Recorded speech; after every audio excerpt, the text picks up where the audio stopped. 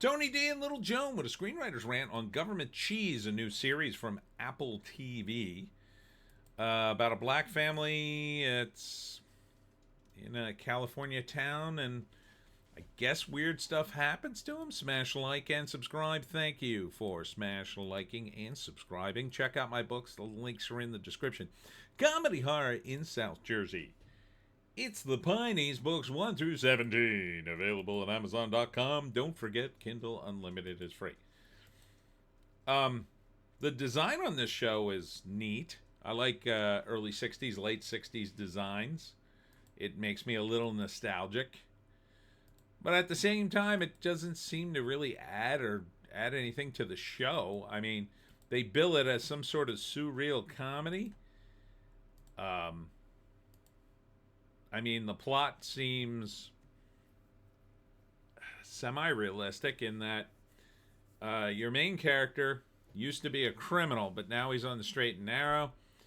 And he and his family moved to California. He wants to invent something that will eventually make him a ton of money. Interestingly enough, they're in a town called Chatsworth. Chatsworth. That's interesting name because I know Chatsworth is in New Jersey, but this is Chatsworth, California. So I don't know where they got the name, but that's kind of interesting. Anyhow, his ideas for a drill, it's self-sharpening, which I guess would be a thing. I'm not sure. It's not the worst idea I've ever heard. So he's got his ideas. He's going to sell the invention, and then him and his family will be on Easy Street. The problem is he apparently owes money from gangsters because of his past, and now he has to go back to work for them. That seems like a fairly normal plot in 1969. Sure, that 100% could have been the plot. I'm not sure why you call it a surreal comedy. It doesn't seem to be anything surreal about this at all.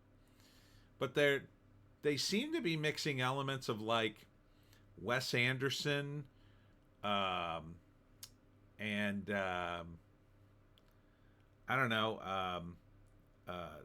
like a sitcom mixed with, it almost has like a movie look to it. I'm not sure where they're going with this. I mean, it doesn't look bad, it doesn't look particularly funny, and it doesn't look particularly surreal. Like, surreal to me would be some kind of show which had like a wild alternate history, or it was just, you watch the show and then the dynamic completely changes for reasons that aren't very clear, and it just seems like this is a pretty straightforward show that, about a guy who had sort of a sordid past, and now he's trying to make good in his life, but his past catches up to him. It also seems very ostentatious to set it in this time period, because I'm not sure who it would resonate with. I mean, I'm 58, soon to be 59 on March 9th, and I'm too young to remember this era. Like, I was like 3 in this era, so by the time I really got in tune with things and fashion and culture and stuff like that, it was the 70s. So not sure why you even bothered to. You could have set this in the modern day. It would have worked virtually the same. So if there's some sort of commentary on the past or some sort of satire in this, it's not coming out in the trailer. I mean, I like the pacing of it. It's kind of frantic and crazy. They play a lot of cool music. It does have a nice bright look to it. It has kind of a Wes Anderson feel, but I'm not getting as many quirky characters. There's a couple. So, I'm not sure about it, but I would probably check it out. Give it a chance. I like the energy of David.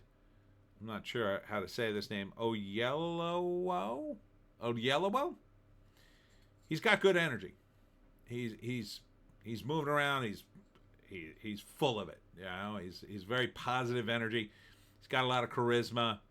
So he's the guy trying to hold the whole family together while everything around him falls apart.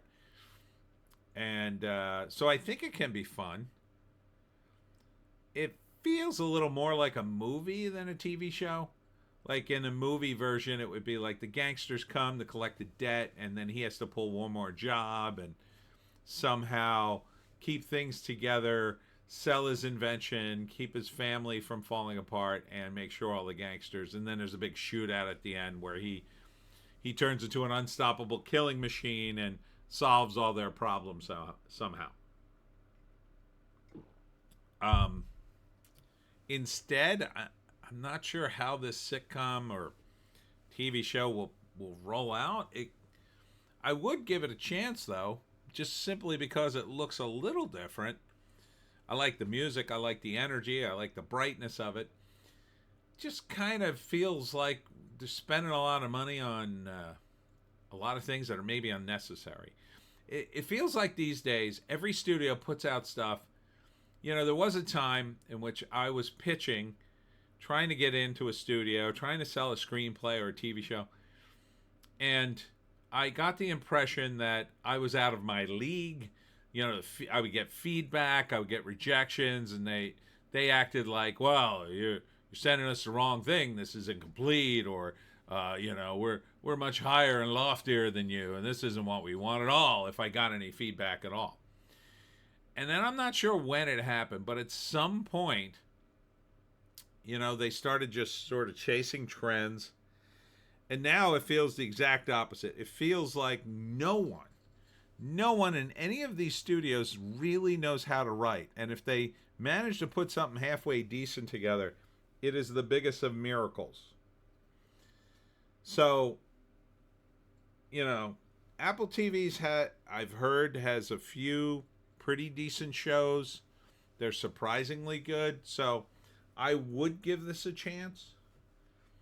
But that being said, it feels like they're kind of fishing for a reason to make this show, but they bill it as a surreal comedy for some reason. All right, let's read the write-up.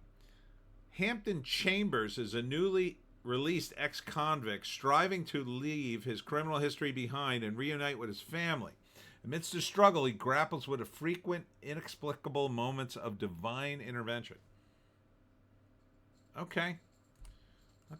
I'm not sure. It doesn't really come out in the trailer, but again, I would give it a shot. Anyhow, that's it for me, Tony D. And Little Joan somewhere behind me. Thanks for tuning in today. Thanks to all who came out to One More Bar and Grill, where I sold copies of the Pineys outside. It's Gator Weekend, and I'll be back tomorrow, Saturday, from 11 to whenever it gets too cold for me to stand out there. Tonight I made it to, I think it was almost 8 o'clock before I finally packed it in. It's going to be a little colder tomorrow, so come on out. Try to get there early. I'll tough it out through the dinner rush, but then I'll probably be gone. Come out in the day for lunch. I mean, it's really cool if you want to try Gator. They make a lot of it this week. And I talked to the chefs today. They came out to check out my books. They were nice guys. And they said it's like cooking chicken, tastes like chicken kind of thing. I'm going to try some, I think, tomorrow. I finally made a little money, so that was nice. I got a very generous tip today from a fan who bought all my books. Bravo to you, Piney. Bravo. All 16 he bought. He just asked me, how much are they? I'm like, I added it up, and he was like, okay. And I'm like, really? I almost wanted to hug him, because up until that point, I had sold nothing. He bought 16 books, and then he bought a book for his friend. So 17 books all in one sale. That was a pretty good sale. Anywho, what's coming up the rest of the week? Well, the rest of the weekend, Sunday is my birthday. So you know what that means. First off, it's Lines in the Pines, and that is at Stockton College on Jimmy Leeds Road, right down there in the Pine Barrens. It's the biggest piney convention you could possibly go to, so come on out for that, 10 to 4. After that, it's my birthday, so I'm going to a birthday dinner for me. And after that will be the live stream. Probably won't start that until about 8. So look for that, and it's going to be a birthday stream. So come on out and wish me a happy birthday, either at Lines in the Pines or on my stream, or both. Or both. We'll see you tomorrow at One More Bar and Grill. It's going to be fun.